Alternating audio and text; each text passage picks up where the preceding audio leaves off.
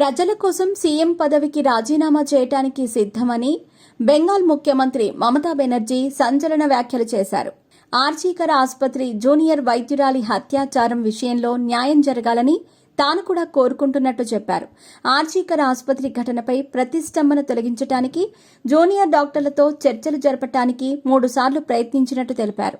వైద్యుల ఆందోళన నేపథ్యంలో ఇప్పటివరకు 27 మంది మరణించారు. 7 లక్షల మంది రోగులు ఇబ్బందులు ఎదుర్కొంటున్నారని అన్నారు. ఆర్జీకర్ ప్రతిష్టంభనకు నేడు ముగింపు లభిస్తుందని ఆశించిన బెంగాల్ ప్రజలకు క్షమాపణలు చెప్పారు. ప్రస్తుతం ఈ కేసు కోర్టు పరిధిలో ఉంది. అందువల్ల జూనియర్ వైద్యులు డిమాండ్ చేసినట్లు చర్చలను ప్రత్యక్ష ప్రసారం చేయలేం. అయితే ఈ భేటీ వీడియో రికార్డింగ్కు ఏర్పాట్లు చేశాం. సుప్రీంకోర్టు అనుమతితో ఆ ఫుటేజీని వైద్యులకు అందిస్తాం. ఆందోళన చేస్తున్న జూనియర్ డాక్టర్లపై ఎలాంటి చర్యలు తీసుకోను.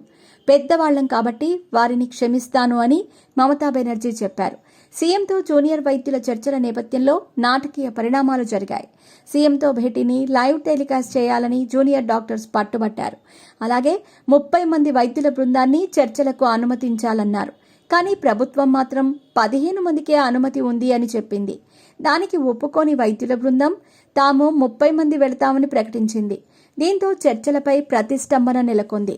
మరోవైపు వైద్యులతో భేటీ అయ్యేందుకు తాను దాదాపు 2 గంటల పాటు వేచి చూసినట్లు మమత తెలిపారు. ఈ నేపథ్యంలో డీజీపీ రాజీవ్ కుమార్, ఏడీజీ దక్షిణ బెంగాల్ సుప్రతీం సర్కార్, రాష్ట్ర ప్రధాన కార్యదర్శి మనోజ్ పంత్ వైద్యుల బృందంతో చర్చలు జరిపారు.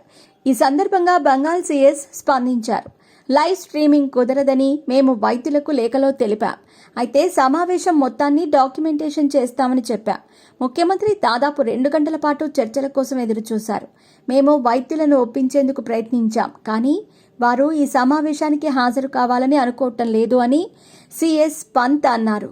అయితే ఈ చర్చల ప్రతిష్టంభనకు కారణం ప్రభుత్వమే అని జూనియర్ డాక్టర్లు తప్పుబట్టారు. చర్చలను లైవ్లో టెలికాస్ట్ చేయకుండా ప్రభుత్వం కఠినంగా వ్యవహరించిందని ఆరోపించారు. దానికి తమను నిందించటం దురదృష్టకరమని చెప్పారు. సీఎం చేసిన వ్యాఖ్యలు దురదృష్టకరం.